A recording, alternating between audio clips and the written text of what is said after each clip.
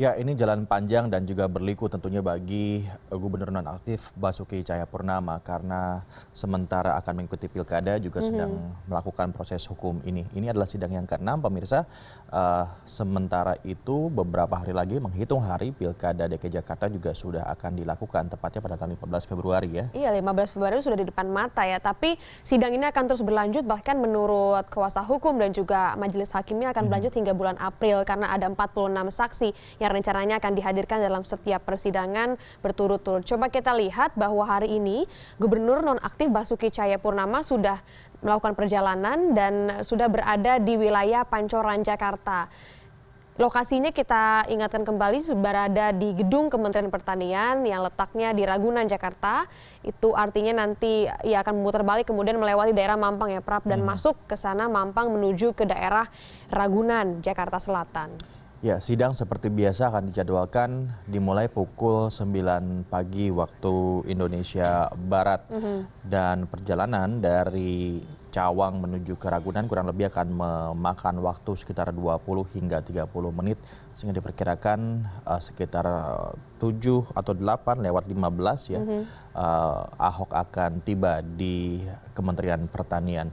Nah, sementara itu kita akan segera bergabung dengan korespondensi CNN Indonesia, Rifana Pratiwi, yang sudah berada di gedung Kementerian Pertanian Jakarta Selatan. Ya, good morning Rifana. Kami mendapatkan informasi bahwa Ahok sedang dalam perjalanan, tapi bagaimana situasi di sana? Karena ini lagi-lagi mendengarkan saksi dari pihak pelapor ya agendanya.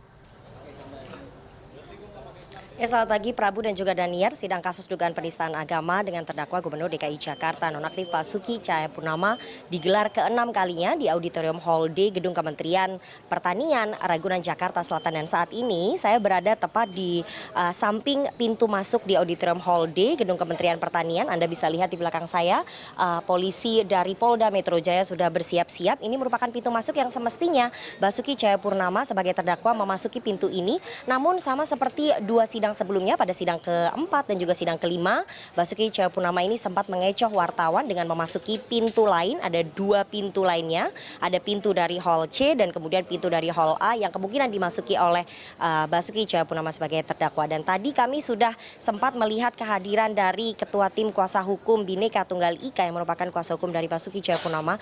Ada Sira Prayuna, ada juga tadi hadir adik kandung dari Basuki Cahayapurnama, Vivi Indra Cahayapurnama didampingi oleh tim kuasa hukum yang lain. Kami juga tadi sempat melihat kehadiran dari tim jaksa penuntut umum yang berjumlah 13 orang jaksa senior. Namun lagi-lagi mereka tidak ingin memberikan keterangan terhadap wartawan sebelum persidangan dimulai, sama seperti dua persidangan sebelumnya.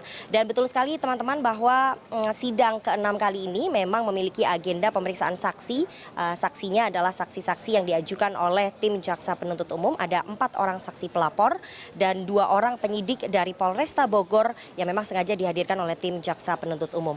6 orang saksi tersebut yang pertama adalah Wiliudin Dhani yang merupakan anggota dari GNPF ataupun dari FPI Bogor. Kemudian ada Ibnu Baskoro, Muhammad Asroi Saputra dan Iman Sudirman. Sementara 2 orang penyidik polisi dari Polresta Bogor ada Brigadir Polisi Kepala Agung Hermawan dan Bribtu Ahmad Hamdani. Kami sedang melihat ini sepertinya situasi mulai ramai lagi di depan Hall D. Kami melihat kedatangan dari tim kuasa hukum dari Basuki Cahayapurnama memang cukup banyak.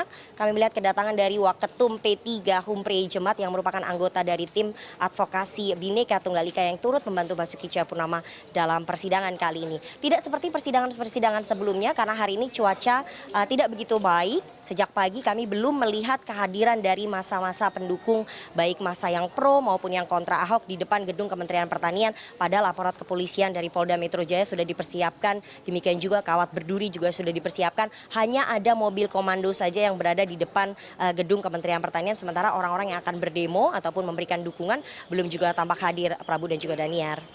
Artinya memang pengamanan juga sudah dimaksimalkan ya, Rifana. Lalu saya bertanya tentang ini, tadi Anda sebutkan bahwa sudah beberapa kali nih Ahok mengecoh wartawan dengan memasuki pintu yang lain begitu. Anda punya informasi mengapa Ahok yang biasanya akrab dengan wartawan dan menyampaikan pernyataannya lewat wartawan, kali ini memilih cara untuk menghindari media?